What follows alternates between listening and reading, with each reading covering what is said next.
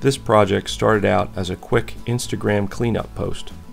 This Safer Formula paint stripper comes in a plastic container, so I figured it wouldn't harm the plastic putty knife handles. I was wrong. The paint stripper ate the plastic handles.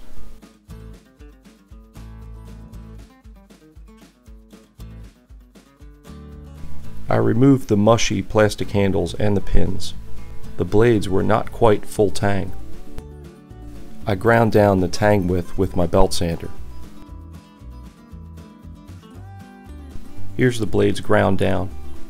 I squared up the transition from blade to tang with a file. I tried out my orbital sander on the blades. I sanded the blades down to 220 grit. Not bad.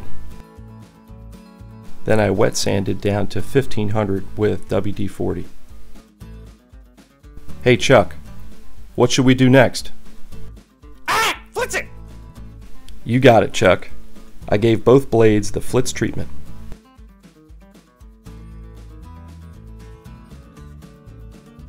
I made the handles out of some scrap cherry molding. My plan was to inlet the tang on one side. I cut along my traced line with a sharp knife. I got a video about how I made that knife. I used a wood carving chisel along with a screwdriver I modified into a mini chisel to cut the inlet for the tang. So here's the first one completed. The tang was just below flush. I chose to do it this way so that the putty knife blade hits solid wood, not the glue seam. I taped both handle halves together and drilled the pinhole through. Then I installed a pin to keep everything aligned while I drilled the other pinhole.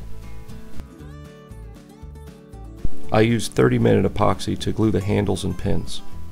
I used one hollow pin so the putty knife could be hung on a nail. I used my belt sander to rough out the shape of the handles. I like to attach the dust collection system to my shop vac when sanding wood. Here's the handles after some time on the belt sander. I used a rasp to finish shaping the handles.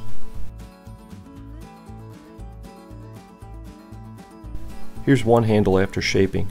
I was able to round off all the edges. The next step was sanding. Lots of sanding. I started with 60 grit to remove the scratches left by the rasp. Here's the handles sanded down to 320 grit. I wish we had feel-o-vision. These handles were so smooth. I decided to stain these. I used some mid-wax red mahogany I picked up at a yard sale. Once the stain was dry, I applied several coats of Birchwood KC tru-oil.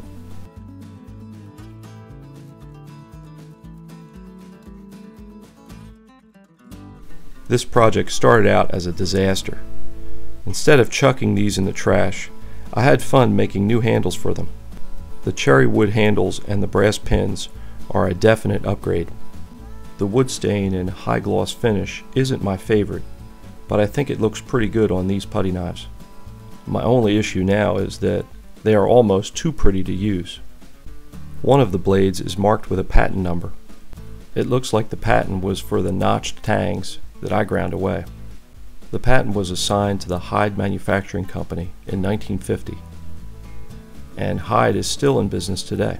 Both blades are similar in size and shape. The blade with the patent number is stiffer, more suitable for scraping. The other blade is more flexible and would be good for filling holes with putty. I hope you enjoyed the video. Thanks for watching.